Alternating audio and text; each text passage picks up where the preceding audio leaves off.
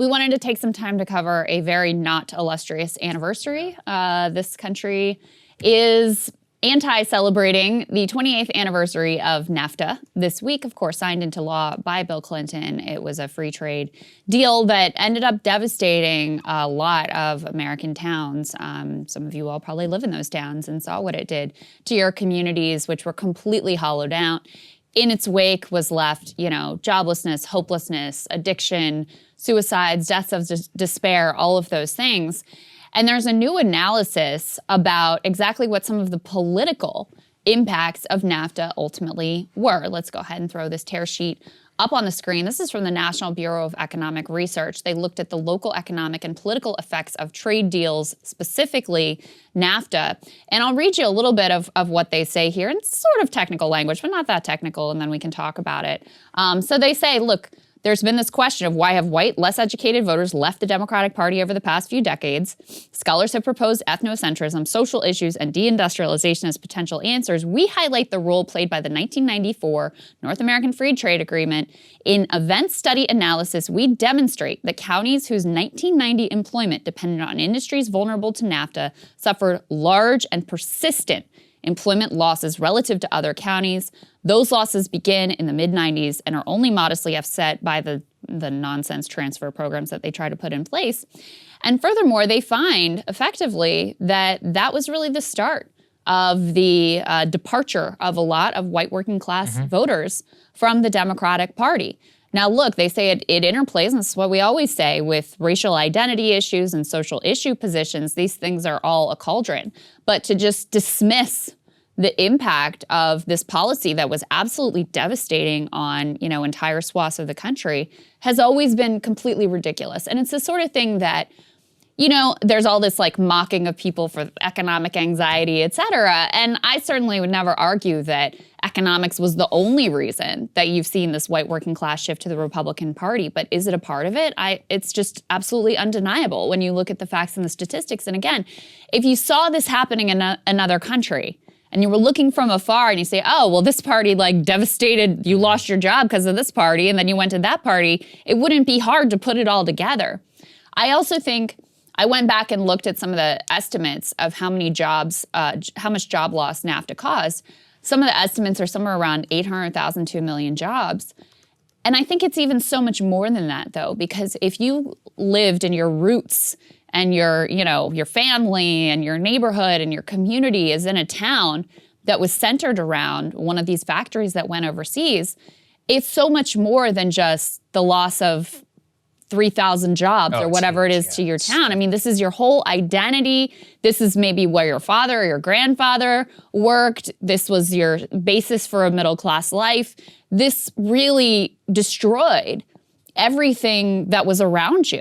And I lived in one of these towns in East Liverpool, Ohio, and you drive throughout that whole region and it's just the same story, town after town after town in the Ohio River Valley. And it weighs on you when you see those closed, shuttered factories and steel mills, just rotting husks in the middle of these towns, falling down, abandoned, graffiti. It ends up being people who are struggling with addiction, who are there camping out. I mean, it really takes a toll on the psyche of a person and a family and a place. So I even think just the job loss numbers kind of understate how completely devastating NAFTA was to so many people. They're never able to capture this full picture. You can lose 3,000 jobs from a factory, but that factory buys stuff from the next door town. And also all the people there, maybe they go get all their clothes cleaned or dry cleaned or whatever, their uniforms, at this particular store. And maybe that store buys its chemicals from a guy 2 towns away. Yeah. That entire supply chain gets wiped out. Not only that, but I saw this in East Liverpool. Liverpool, Ohio used to be kind of a magnet around the area. Right. There was a downtown, there were ladies' dress shops, there were theaters, department stores, and that whole thing, all of it is just completely decimated. I mean, there's little left. And again, that's all because what the economic engine was that was there. First, it was making plates and dishes. That went overseas in the 50s and 60s. And then it was a steel mill in the next town over. Once that was gone, everything just crumbled and hollowed out.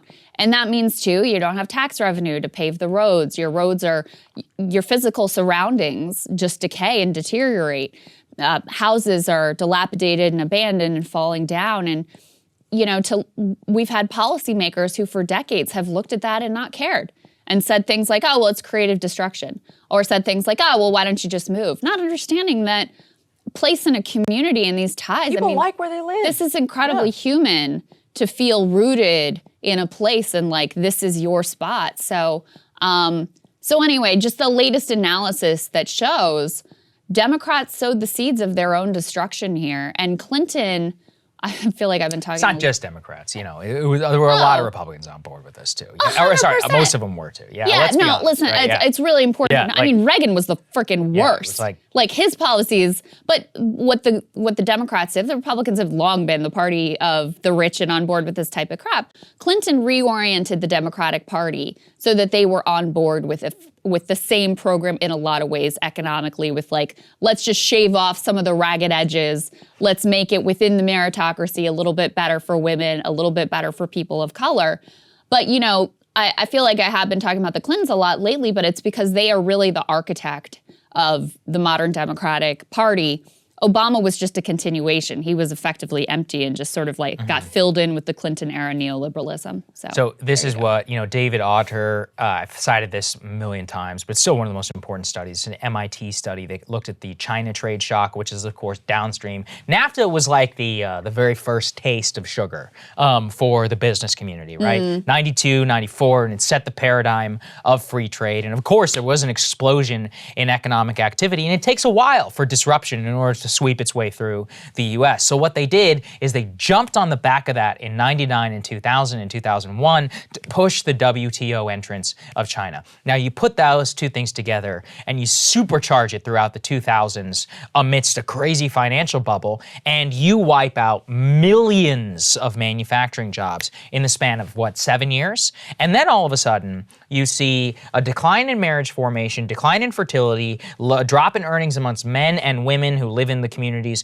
who are most disproportionately affected by this, which leads to more children who are born into poverty, which leads to more reliance both on government program, on subpar social outcome like education, the amount of crime, drug use. And then what happens? Then we have to come out and be like, okay, well now we have to treat this, discrete, crazy problem when it's way upstream of some major economic decisions. This is always why, people are always like, why do you have beef with the libertarians? It's because they are stand by this. I mean, they will tell you with a straight face that it was worth it. It was totally worth it in order to have increased GDP, which disproportionately went to the top 10%, some rich people in New York and in Texas, and, people who do business with China. But I would say it's not. And that Americans have a right, and I do believe this, a right to be able to born in this country, live in your town if you choose, but you should not be forced to leave, and live a relatively prosperous life relative to your parents and the people who came before you. Yes, great riches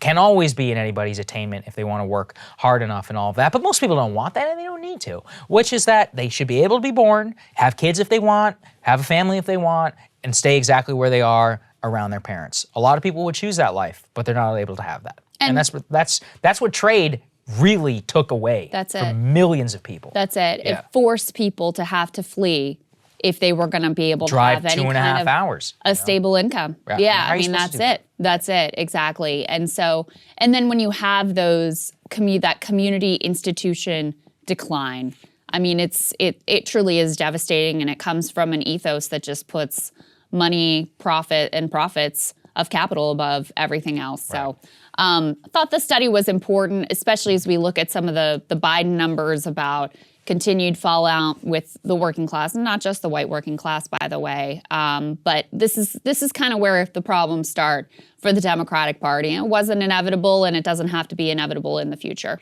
Hey guys, thanks so much for watching. That's right. Just as a reminder, you can become a premium subscriber today. Watch the full show completely uncut, our reactions to each other's monologues. You get to listen to it, you get to ask us questions, all that good stuff. Link is right there in the description or at breakingpoints.com. Best of all, great way to say screw you to the mainstream media.